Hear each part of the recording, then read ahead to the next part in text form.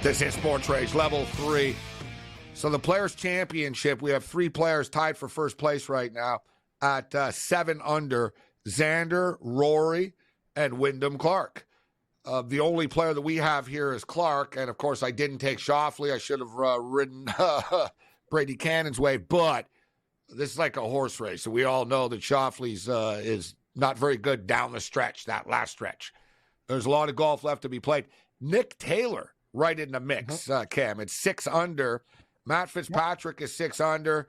Hoagie's playing well. He's 5 under. Jason Day had a good first day here. 5 under.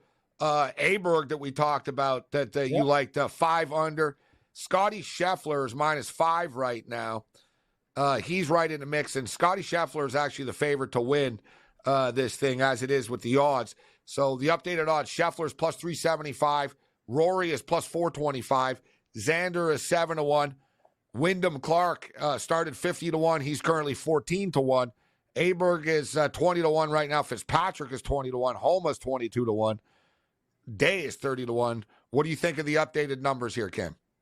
I feel pretty good about where we stand, Morency. I'm going to say we have a lot of these guys. I got Hoagie at 75, and I also have Homa at 25 and 28, 2 different books. But I'm going to say this. I watched Homa play today. He made a couple mistakes, but he's starting to really figure out the putting. I think him and Fitzpatrick offer the most value.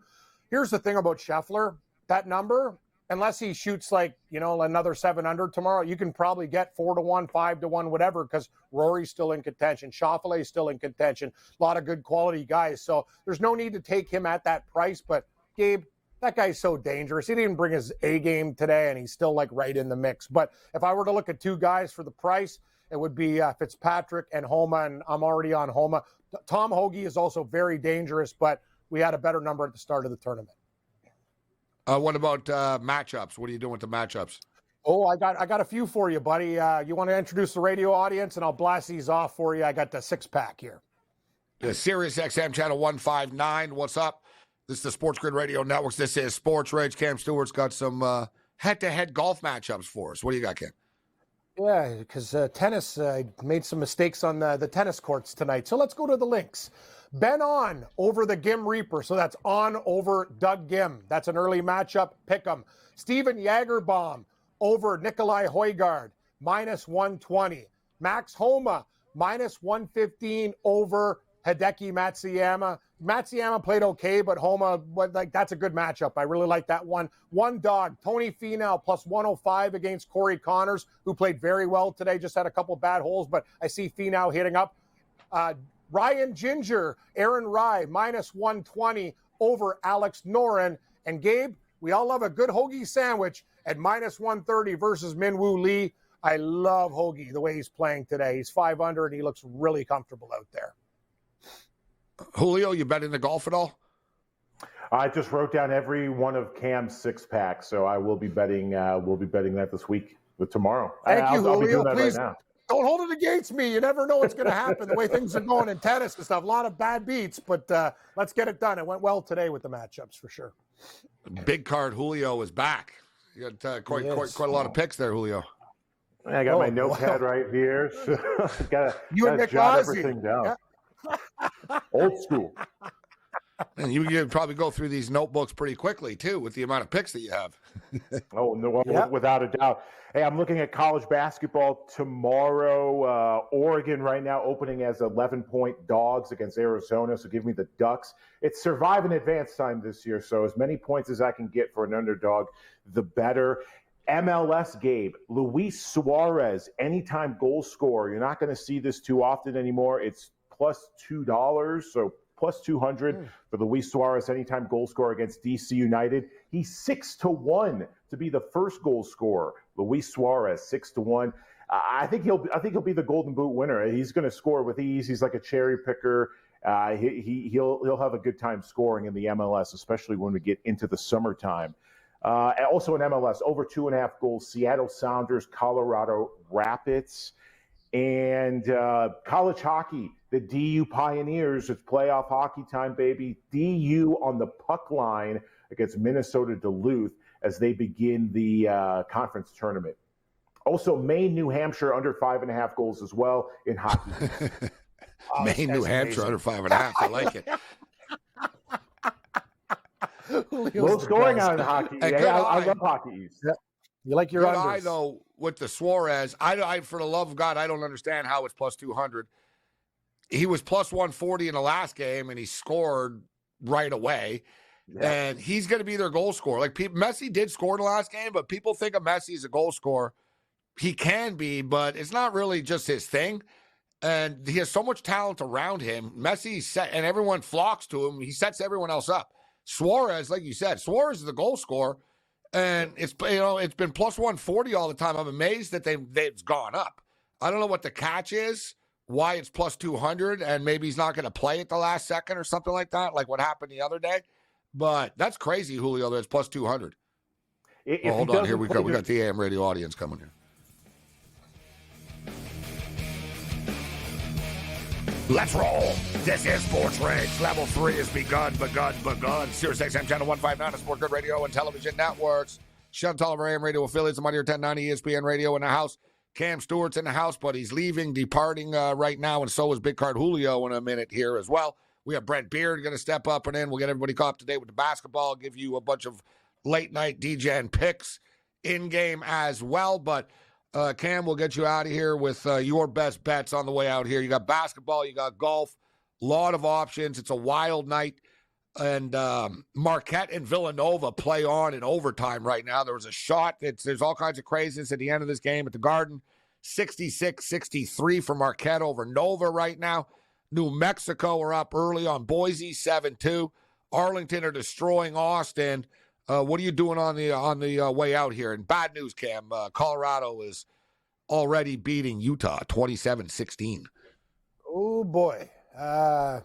This is not good. I'm going to have to regroup at the Red Lobster, Morency. But, I really don't know what else to tell you. I'm taking Utah live. I don't care. What are we getting live? They're not going to get blown out. Give me a number here. And 10.5. 10.5. I want 10. You know what? I want 10.5 with the Utes, Julio. You can have whatever. I know you're a Colorado guy. I'm taking 10.5 with the Utes. And if we get blown out, Gabe, we have more problems, which I didn't really anticipate, but it's happening. What do you think, Julio, on the way out here? What are your late night picks? Late night, New Mexico. I think they're going to get the job done. And it's at 160.5 right now. So it's gone up 6 points at Long Beach and UC Riverside in the empty dollar loan, whatever arena in Henderson, Nevada. I like the over that. I like the over. Let's add some more. Again, it's more high. fouls. But look, they're already at 52 points right now. There's still 8 minutes left. Long Beach are already in the bonus. Riverside are going to be shooting free throws too. We're only a couple of fouls away right now from Riverside being in the bonus. This is going to be a track meet and come right down to the wire. Great stuff, guys. Later, Gabe. The Late Night Anger Management class continues.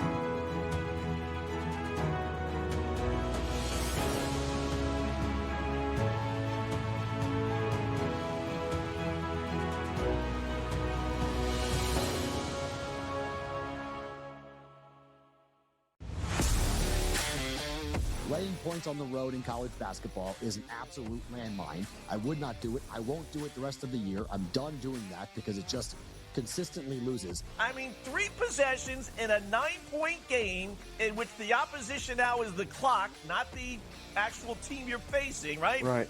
And these guys are taking up shots. I mean, it's just like, that's why it's the NBA. In-game live, prime time, only on SportsGrid. Betting in game, there's a big difference, right? Like the computer changes the number so often. Like I tried to get this in right now, but in reality, as I saw plus 165 in the arena, they're hitting the shot. And I'm getting this like a couple of seconds late. And even the sports book, like technology can only like travel so fast. SportsRage Late Night, only on SportsGrid. How about this? Nikola Jokic, heavy favorite here to -170 price, followed by SGA at +250, and Luka Doncic at a 7-1 price. It would require a whole lot from Luka to, like, 15 of the next 20 games he has to have triple doubles, like something absurd. And it really just comes down to Jokic being amazing, doing everything he's doing. Like, I hate to say it, but he's probably had this locked up the second Embiid was announced out. The early line, only on SportsGrid. Anyone that's been to a sporting event, the atmosphere before a game, I think Game Time Decisions has that same exact atmosphere. This is our arena. This is what we do. There is going to be an energy to Game Time Decisions that you will feel night in and night out. The excitement you get when you lock your bets in, when you're figuring out what you want to do, we can zone in on the biggest games each night. I want this to be the place that people come to before the games start so they feel as ready as possible to lock in their cards. We are going to hit every single one of those markets that you need to know about. We're going to go through every single thing, and I've got a great team behind me that's going to help me get the job done. There is not going to be a better place, I promise you, than Game Time Decisions to get that new information, react to it, and be able to then bet accordingly. We will have everything at our disposal, and we will use that to our advantage. I'm Kevin Walsh. Tune into Game Time Decisions from 6 to 8 p.m. Eastern on SportsGrid.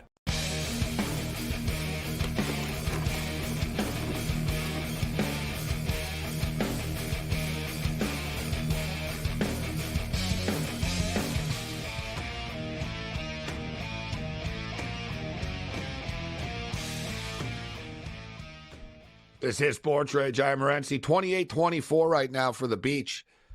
Over Riverside. Fun game going on in Vegas. We're going to pull the trigger on the over here, 160.5. I thought I did. I was just talking about it. But, you know, I was going to say this is like a lesson with the tournament coming up, but it really is no lesson. We don't learn lessons. If I would have learned a lesson, I would have learned it a hell of a lot sooner than now, probably, right? But it's crazy. These games are all day, and you know, we start off the day and it's like, wow, look at this, man. We're 6-1. This is going to be an awesome. Like, we're really going to crush it.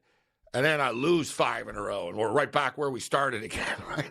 It's like, I have a flashback too. You always remember you remember the losses more than the wins, right? You know, people always tell you that, but it's true.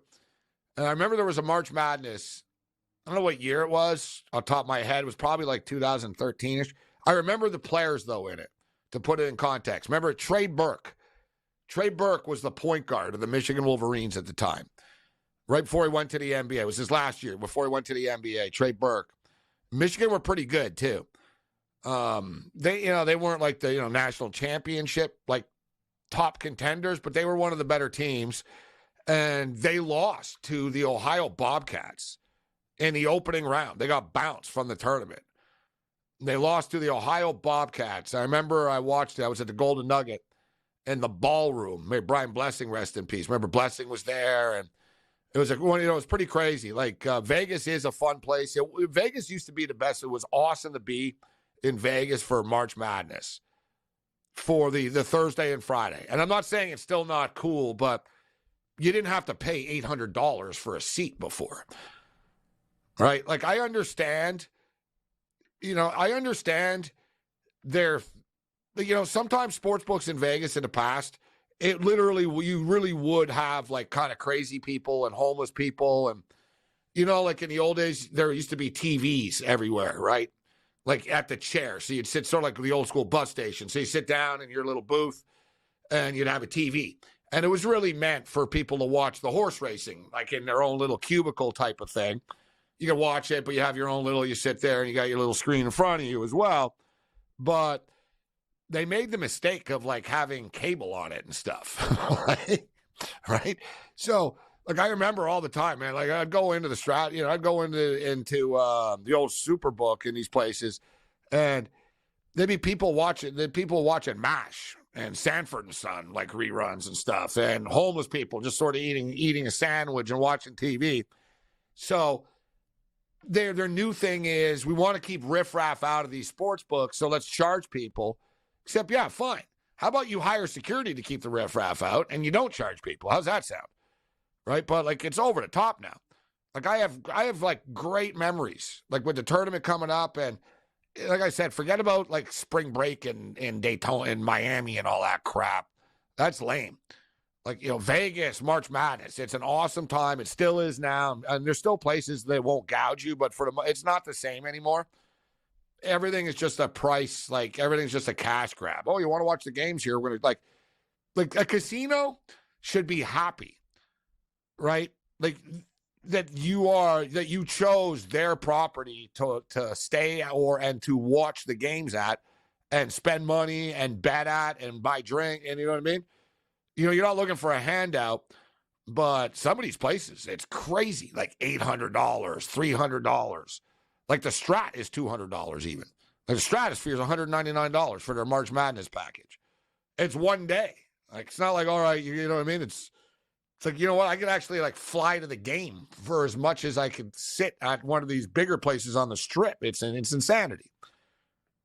That's why the conference this week is so cool in Vegas, because it's the price, the gouging hasn't begun yet. It's not the same, right? And this is cooler. You can go see UC Riverside and Long Beach play for a couple of bucks, have really good seats, have a great time, bet on the game. Vegas is the basketball capital right now, the college basketball capital to beat. So speaking of which, 13-10 for New Mexico over Boise State right now. There's 12 minutes left, 12 and a half left in the first half. The game's essentially a pick 'em. UT Arlington are messing Stephen F. Austin up 42-20. They're running away with it. Long Beach are up 32-29 on Riverside. We're on Riverside +3 and over 160.5, and the in-game total happens to be 160.5 right now in this game. And we took the Utah Utes plus the points and over 148.5. And Utah were getting drilled early. For those of you that joined us, I said, oh, boy, Utah are a little bit of trouble here. Utah have gone on a run, man. It's 29-28 right now. The Buffs are up by 1 only. The Utes are getting 4.5 right now. The total is 155.5. What a wild day. It's just been a wild couple of weeks of sports. It's pretty cool. We all sort of went through that. You go through the post-Super Bowl. There's a letdown and stuff. But baseball starts in less than a week, as crazy as it sounds. Baseball starts in less than a week. And March Madness Selection Sunday is here, so the insanity is set to begin. And the trades continue in the National Football League. I just wanted to quickly get to this in case you were unaware of the Chicago Bears acquiring Keenan Allen.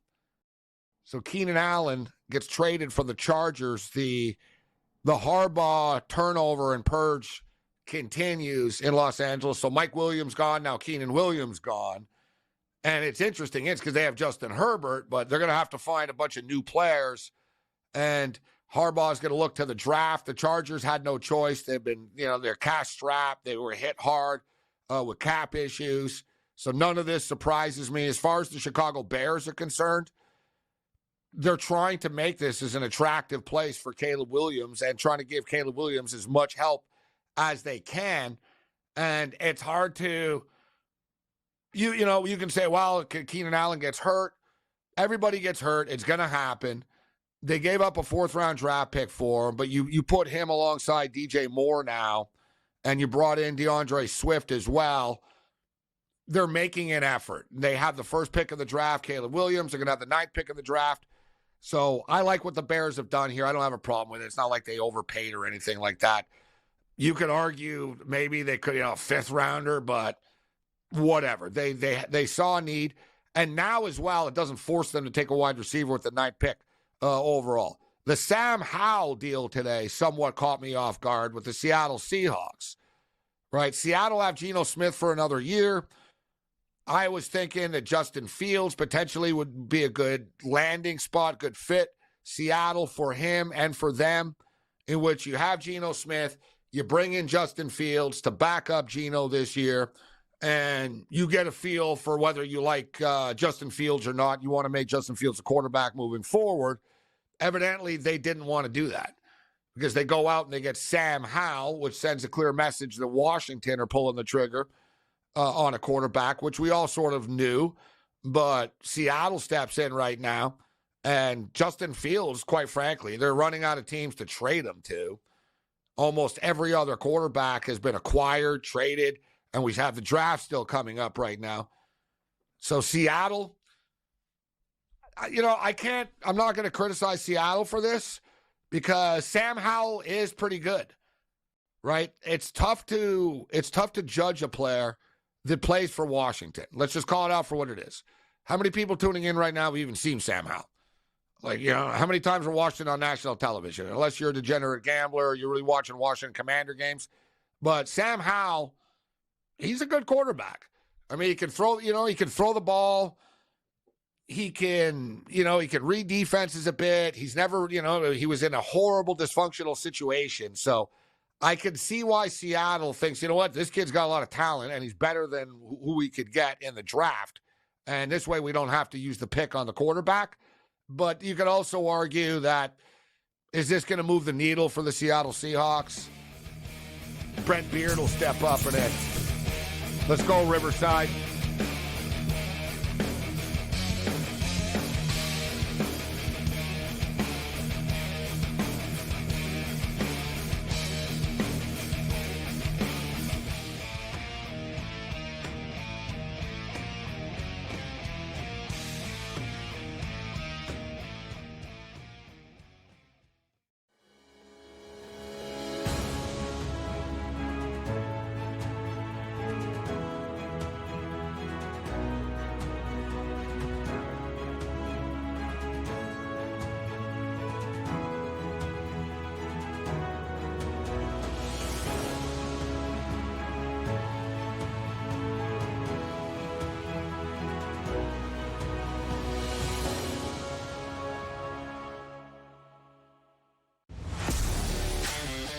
Laying points on the road in college basketball is an absolute landmine. I would not do it. I won't do it the rest of the year. I'm done doing that because it just consistently loses. I mean, 3 possessions in a 9-point game in which the opposition now is the clock, not the actual team you're facing, right? Right.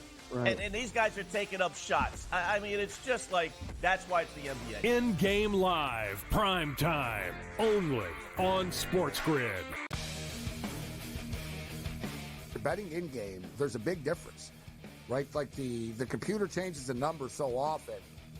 Like, I tried to get this in right now, but in reality, as I saw plus 165 in the arena, they're hitting the shot. And I'm getting this like a couple of seconds late. And even the sports book, like, technology can only travel so fast. SportsRage Late Night, only on SportsGrid. How about this? Nikola Jokic, heavy favorite here to minus 170 price, followed by SGA at plus 250, and Luka Doncic at a 7-1 price. It would require a whole lot from Luka to 15 of the next 20 games he has to have triple doubles, something absurd. And it really just comes down to Jokic being amazing, doing everything he's doing. I hate to say it, but he's probably had this locked up the second Embiid was announced out. The early line, only on SportsGrid. Anyone that's been to a sporting event, the atmosphere before a game, I think Game Time Decisions has that same exact atmosphere. This is our arena. This is what we do. There is going to be an energy to Game Time Decisions that you will feel night in and night out. The excitement you get when you lock your bets in, when you're figuring out what you want to do, we can zone in on the biggest games each night. I want this to be the place that people come to before the games start so they feel as ready as possible to lock in their cards. We are going to hit every single one of those markets that you need to know about. We're going to go through every single thing, and I've got a great team behind me that's going to help me get the job done. There is not going to be a better place, I promise you, than Game Time Decisions to get that new information, react to it, and be able to then bet accordingly. We will have everything at our disposal, and we will use that to our advantage. I'm Kevin Walsh. Tune into Game Time Decisions from 6 to 8 p.m. Eastern on SportsGrid.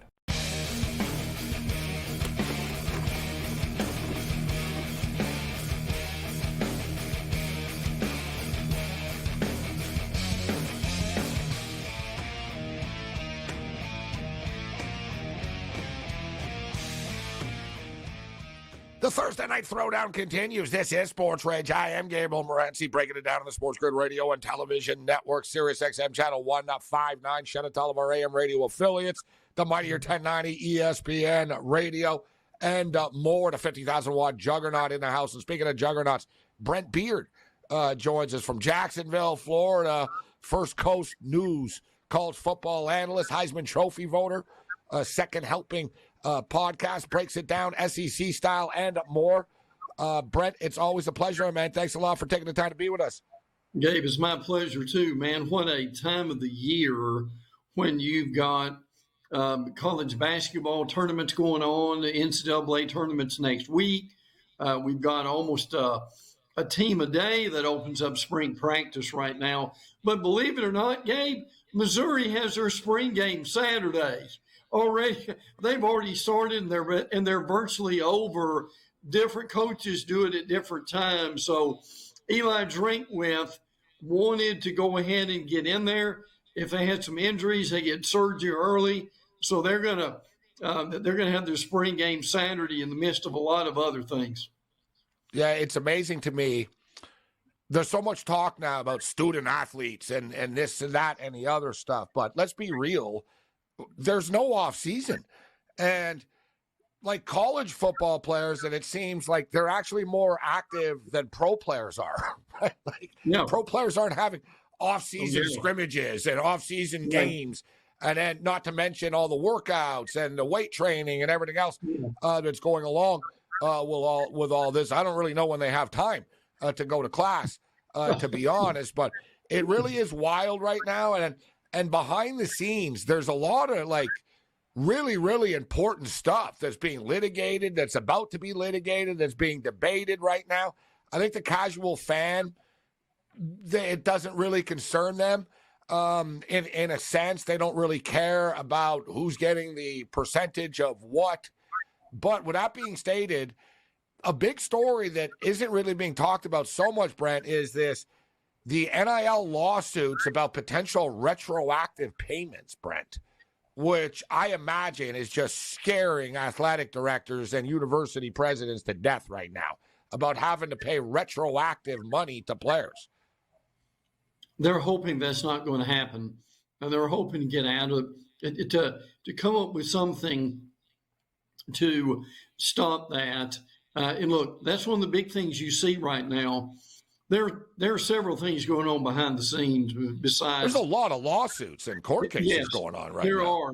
There are. And you've also got, obviously, the FSU lawsuit with the ACC and vice versa.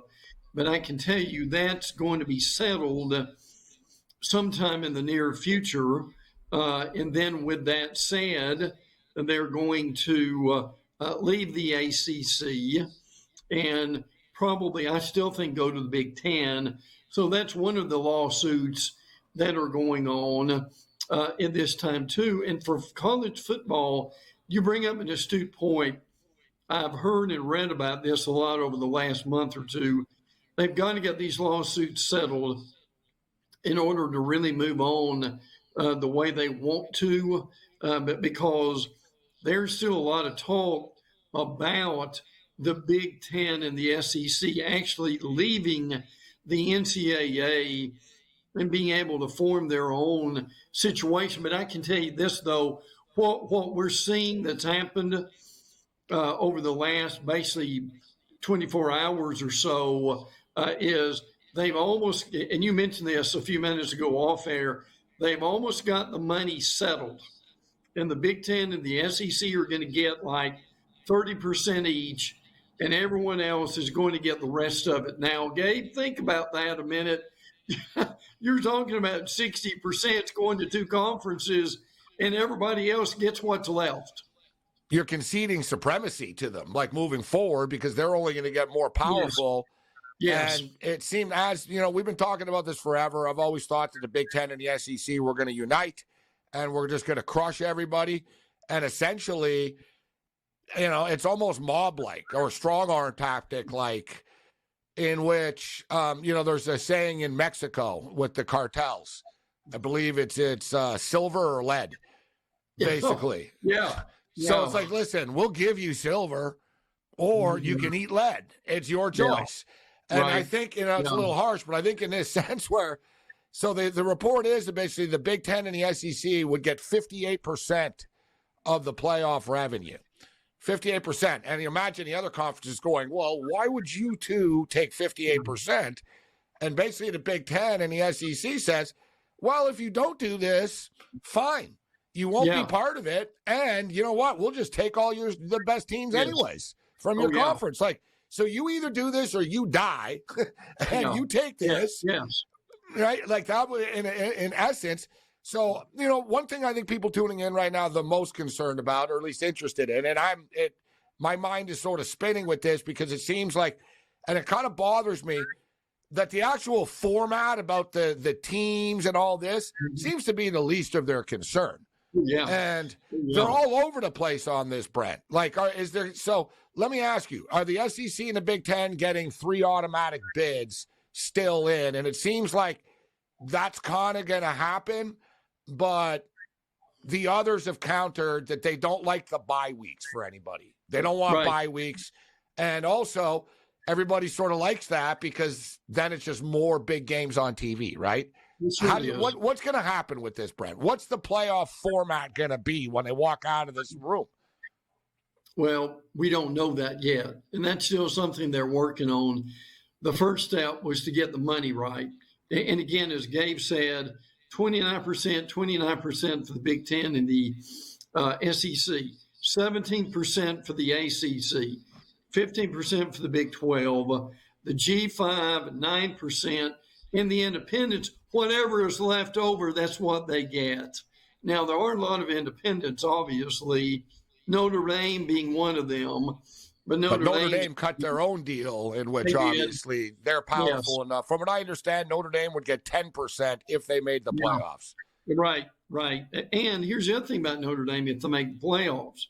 At this point, especially in 24 and 25, if Notre Dame makes the playoffs, they're not going to be any better than 5 because they're not in a conference. So, and there will be buys for the next 2 years, right? So what we're talking about is the next TV contract, guys. There's two more years left on this. Right. So Notre Dame, even if Notre Dame was undefeated, they could not be in the top 4 because they're not a conference affiliated team. Yeah, that's right. Now again, to your point. Well, you know what I say to that? Boo-hoo. You guys have danced alone all these years. Right? And quite frankly, you've hung on to the past a lot, right? You're not quite like you're lucky you're getting 10%. Like if I was in the room here, Brent, I'd be the one arguing with Notre Dame. I'd be like, listen, you guys aren't as relevant as you think you are, right? Just because NBC loves you doesn't mean I'm giving you the money. Well, and the other thing is, and Notre Dame fans don't like this, and I understand that. Again, they haven't won a national championship game in a long time. Since Lou Holtz walked the sidelines, they were in the championship game against Alabama. But we know that outcome with that. Now, the other thing that we've heard is the SEC and the Big Ten could get 3 automatic bids, and I've heard even maybe 4, because Tony Petitti, the commissioner of the Big Ten, really prefers, Gabe, not 12 but 14 teams in the playoff. And for the record, too. For people wondering, the Big Ten and the SEC would have had 9 teams in the playoffs under this format. So I warned everybody, Brent, about not expanding the playoffs. It wasn't going to become better for everybody. It was only going to strengthen the Big Ten and the SEC. And that's exactly what has happened right now. Man, like I said, Brent, it's the Wild West right now. And Nick Saban, and I got to be honest, and we don't get political on this show, but anytime I see Ted Cruz involved with anything, I know it's just a sideshow and it's not real. So, what a coincidence that Ted Cruz is inviting the Cavender twins to speak, right, Brent? Oh, yeah. Well, and I think what you saw is, now again, Saban's retired. He doesn't want to go back to the lake house and do nothing. he really wants to get involved. With all the criticism he gets, he loves the game. He wants the player. Now, look, Saban is for revenue sharing. There are a lot of these things Saban's actually for. People may not believe that. But the schools don't want revenue sharing. Yeah, right, correct. But that's one of the things that he wants to see happen.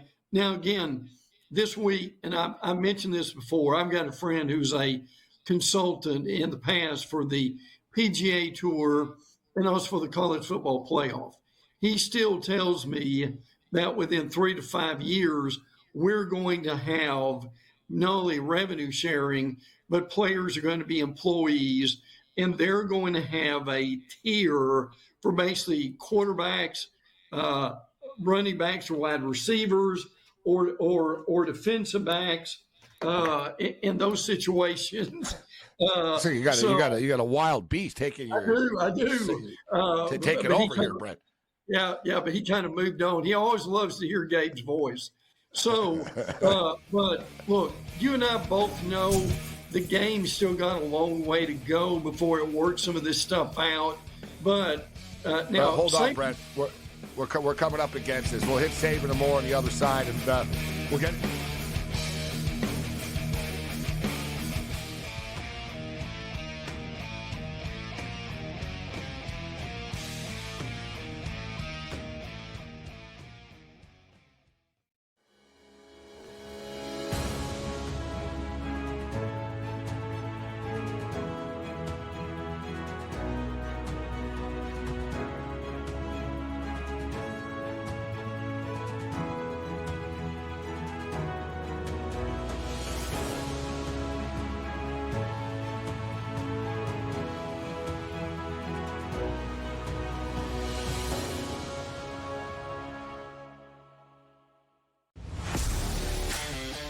Laying points on the road in college basketball is an absolute landmine. I would not do it. I won't do it the rest of the year. I'm done doing that because it just consistently loses. I mean, 3 possessions in a 9-point game in which the opposition now is the clock, not the actual team you're facing, right? Right.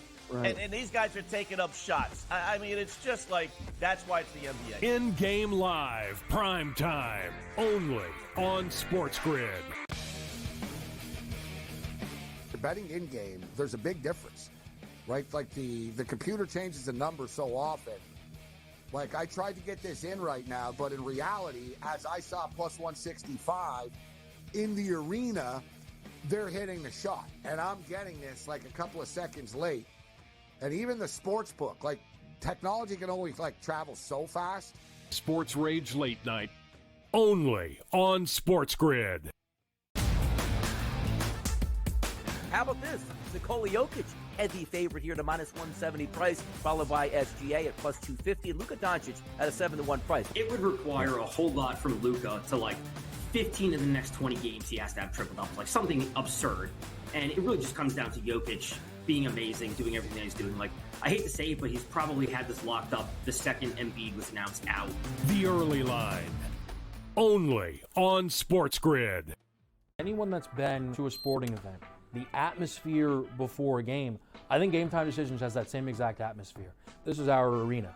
This is what we do. There is going to be an energy to Game Time Decisions that you will feel night in and night out. The excitement you get when you lock your bets in, when you're figuring out what you want to do, we can zone in on the biggest games each night. I want this to be the place that people come to before the games start so they feel as ready as possible to lock in their cards. We are going to hit every single one of those markets that you need to know about. We're going to go through every single thing, and I've got a great team behind me that's going to help me get the job done. There is not going to be a better place, I promise you, than Game Time Decisions to get that new information, react to it, and be able to then bet accordingly. We will have everything at our disposal, and we will use that to our advantage. I'm Kevin Walsh. Tune into Game Time Decisions from 6 to 8 p.m. Eastern on SportsGrid.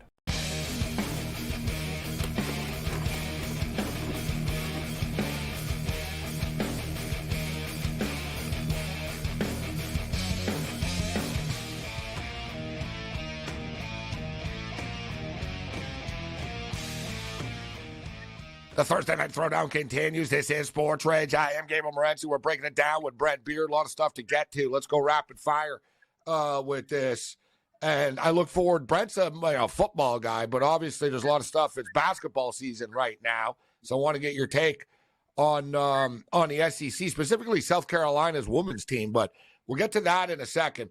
So, Saban's talking about, NIL this and players talking about money and all that. And there's a perception, and it's coming across, that he's just sort of, some people are like, dude, how much money have you made in this game over the years? And some people look at it like Alabama had an advantage over the years, and suddenly they don't have. And he tapped out right away. And I think, you know what? People are entitled to their opinions, but it is true, as you stated, that Saban's always been pro players getting money. I don't think he likes the Wild West about players leaving after a year and sort of. Correct. Brent, this goes back years, but I want to get to the games and stuff, but the NCAA is the root of all the evil of all this, right? And in a sense, and so are the universities, in that this started out as the players should be getting paid. Mm-hmm. They resisted it.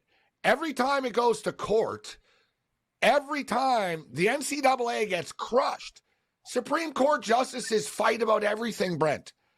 Seriously, they write dissensions now. When they write their papers after, they actually take shots at each other, which they never did before, right? That's not the decorum of the Supreme Court. Anytime the NCAA gets in front of them, they get crushed 9-0. That's right. Everybody. From Sotomayor on the left to Kavanaugh, boom, you guys lose. Pay the players, boom, pay the players. It keeps on coming over and over. But the NCAA schools, I thought, were pretty slick and somehow, well, okay, they'll get paid, but not by us. And then they created this NIL stuff that's not costing them any money. They sort of distracted from the original, and now they don't like this Wild West situation that they created in the first place.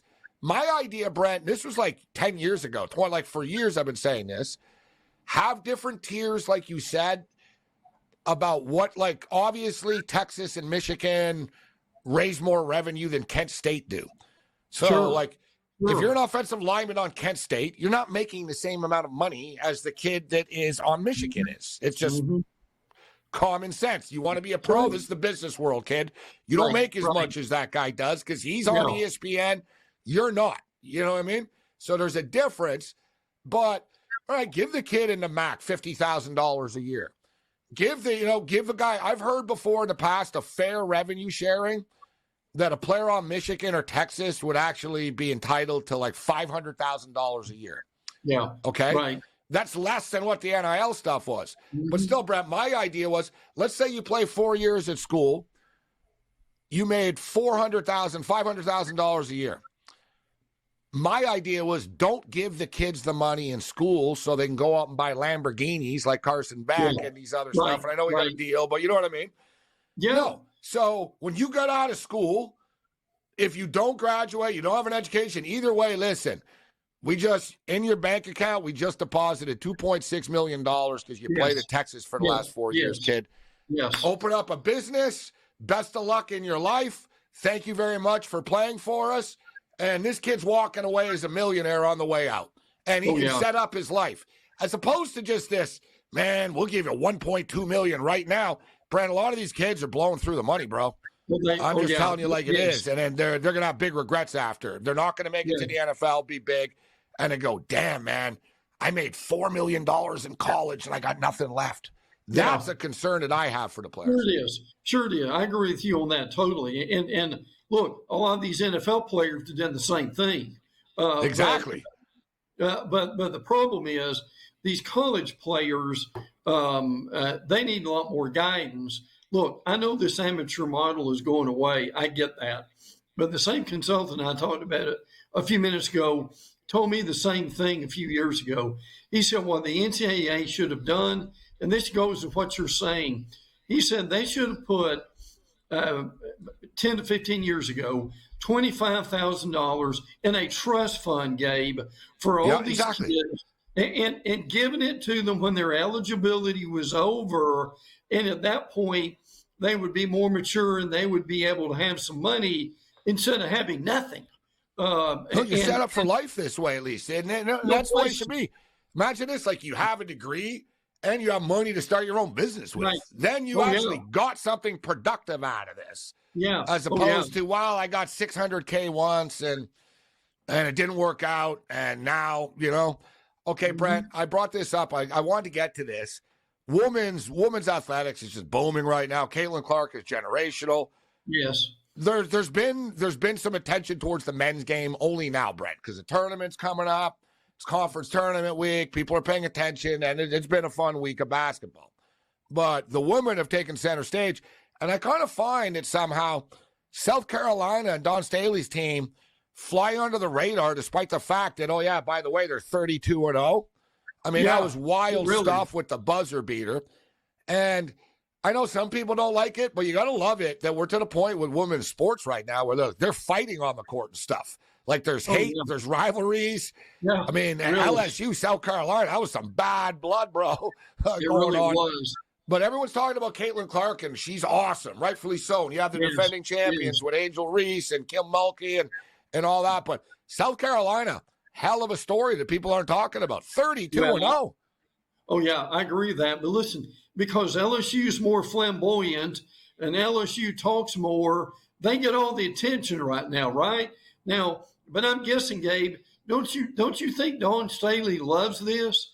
They can fly under the radar and LSU get all the attention, and then you get into the NCAA tournament, and at that point is when they will continue their dominance. I think along that way too. Personally, I wish Caitlin Clark would come back another year. Look, I understand she wants to get out and make money. I get that, but I really wish she would come back. But there's no doubt about it. And see, here's the difference in women's sports, particularly basketball. Would you agree, Gabe? To me, the games are more competitive. These games used to be what, 60-30 or something like that. Even deep into the playoffs, you're seeing a lot more competition now, particularly in these conferences like the SEC, than I think we've ever seen before. I can't disagree. The competition is better. The quality of play is better than ever. But we were talking about NIL, and I saw someone raise the point. I don't know who it was, so I don't want to steal their – it might have been Dan Patrick. I don't want to steal their take on it, but I agree with it. It was fascinating when they said, imagine if there was no NIL now, the Caitlin Clark story wouldn't exist. Yeah. Like, she'd be doing this. She'd be scoring all these points. But she wouldn't have the State Farm commercial. She wouldn't be on TV. Yeah. It wouldn't be the same. So it's actually been a massive blessing for female athletics. Actually. Well, yeah. And look, I think another thing that's happening here that nobody's paying any attention to is that some of these kids have really got smart, and they've done a lot of charity work with their NIL. Look, all the attention goes to Jackson Dart, the Ole Miss quarterback, and good for him, who gets to deal with a private jet. We all love that. We all love to talk about that. But there's a lot of stuff, again, that these kids are actually helping people, and I think that's being almost totally ignored, Gabe. And I give them credit. I mean, sure, they're going to use their NIL on getting them some things that are nice, but that's not, they're not totally selfish. Some of them are really helping people, and that's the name of the game.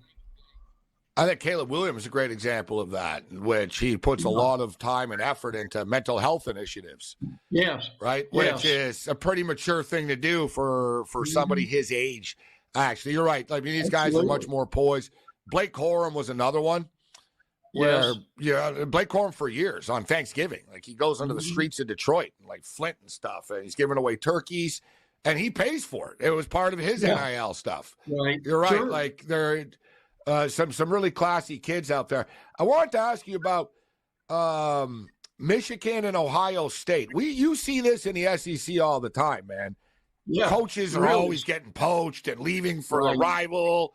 It doesn't happen with Michigan and Ohio State, especially an active coach between the two of them. But this war between Michigan and Ohio State just keeps getting bigger and bigger, man. The stakes are going to be at an all-time high. And you talked about Junkins. You saw how good he was at Ole Miss. Now he's teamed up with Trevion Henderson. Yesterday, there was a college football website that says that it could arguably has the potential. So they didn't say it is. So it has the potential to be the best college football running back duo of all time. And I said, well, the Pony Express would disagree. So Barry Sanders and Thurman Thomas were pretty good together. Yeah, they would. Yes, they were. If I ask, I don't want to catch you off guard with this, but what's a running back combo? You know, Cadillac Williams, the Auburn ones was pretty good, right? Who was it? It was Cadillac Williams and Ronnie Williams, was it? Who was the other one? Sorry. Was it Williams and Williams? You remember Auburn had a trio of backs the year that they really should have won the national championship. At that time, undefeated, and they were not able to do it in the early 2000s. So I think that's one that certainly comes to mind. Boy, Georgia's had a few also at that point. So no, I would agree with you. And look, Gabe, I saw something today that said in the preseason for that Ohio State-Michigan rivalry, everything appeared, and you know better than this, but everything appears to be shifting toward Ohio State. The games at Ohio State, the NIL guys have gone to Ohio State. Michigan's lost all this stuff in these players to the NFL. The question was, if Ryan Day doesn't win this next game, will he ever win another one at that point? So, look, psychologically, the edge may be going to Michigan instead of Ohio State. All the pressure's on them, even though it really is. And on top of and on top of it too, and this is the one thing I don't like about the modern college football future, is it's not winner take all anymore. So Michigan has a good year. They really have nothing to lose with the expanded college football playoff. They're going to make the playoff anyways, right? Like you and I have talked about, like 2 losses will suddenly be in, 1 loss automatic, etc. Lendale White and Reggie Bush was a good combo. Yeah, for a West Coast listener. I want to throw it up there. I said Cadillac Williams and Ronnie Williams. Ronnie Brown is driving me crazy. Yeah. Yes. Yeah. Well, that was a Ingram and Trent Richardson were good at Bama too together. There's been some pretty powerful ones over the years in the SEC. No doubt. I'm not going to say Junkins and Henderson are going to be the greatest ever, though. That's a bit strong. Yeah, it is. I agree with that very much. Yes. All right, Brent, we're already on a racetrack, my man. I can't believe it. It's always a pleasure. Who wins the SEC men's basketball tournament? 10 seconds. I would say Kentucky. I think that they have really matured. Cal said they'd be the team to beat in March, and he may be right. Brent Beard, always a pleasure, man. Thanks for the time, Brent. Always, Brent.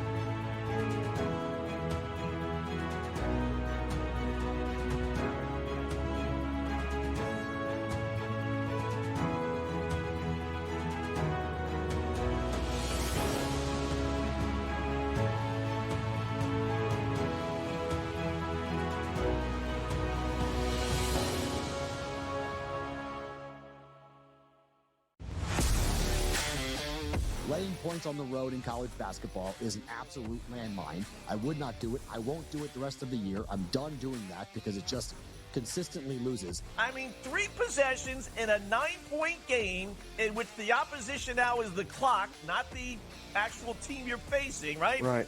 And these guys are taking up shots. I mean, it's just like, that's why it's the NBA. In-game live, prime time, only on SportsGrid.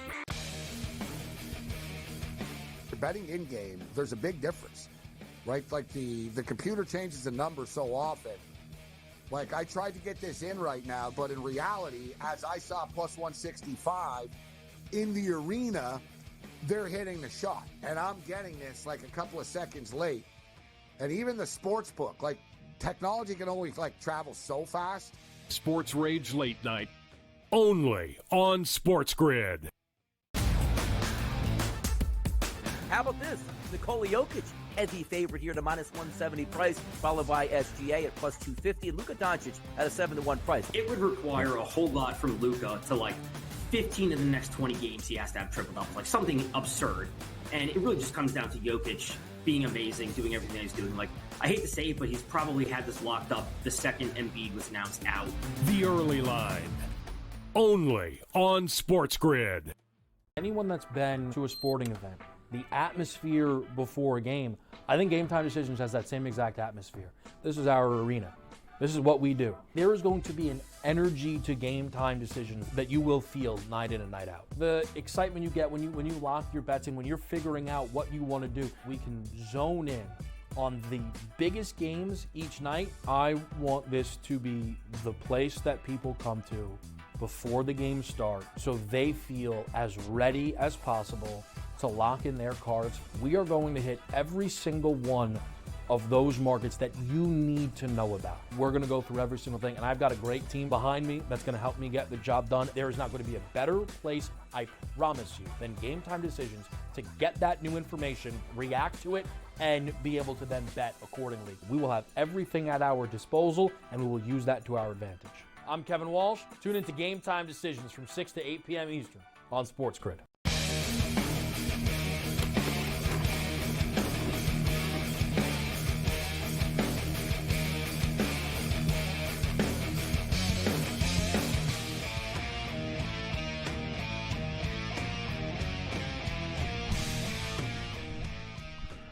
The wildness and unpredictability continues, and shout out to Brent Beard. Supposedly there's going to be an announcement tomorrow where we're getting closer with the college football playoff stuff, but it's pretty much a mess, all right? It's a greedy cesspool. But speaking of messes, we've got some situations going on right now. College basketball, what a wild couple of days it's been, man. If this is anything of set to come, the tournament is going to be crazy. And we better just take every underdog almost. Not every dog, but, man, there's been a lot of crazy stuff going on. We got a fun game going on right now. Long Beach is up 51-44. There's a lot of basketball left. There's 17 minutes left in the second half. In-game total is 166.5. We talked about liking the over of the game before. Then we talked about the in-game over, 160.5. We pulled the trigger on 166.5 right now. I think it's going to get there. Like, honestly, like Long Beach, the winner of this game is probably going to end up with like 90 points.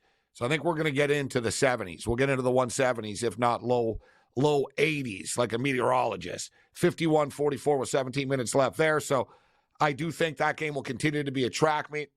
Colorado and Utah have really slowed down. Colorado right now are up by 9 with 13 minutes left. In-game total is currently 133.5. And we're at the half right now. New Mexico and Boise State. This one is another one that's surprising me a little bit. I guess that shouldn't be a shock. Boise were only 1-point favorites. But this Mountain West is an unpredictable conference. And New Mexico, fighting for their tournament lives right now, are up 35-26 at the half. In-game total is 140.5 at the break right now. You're going to get a desperate Boise State team in the second half here. They're getting 7.5 points. That's going to be my play.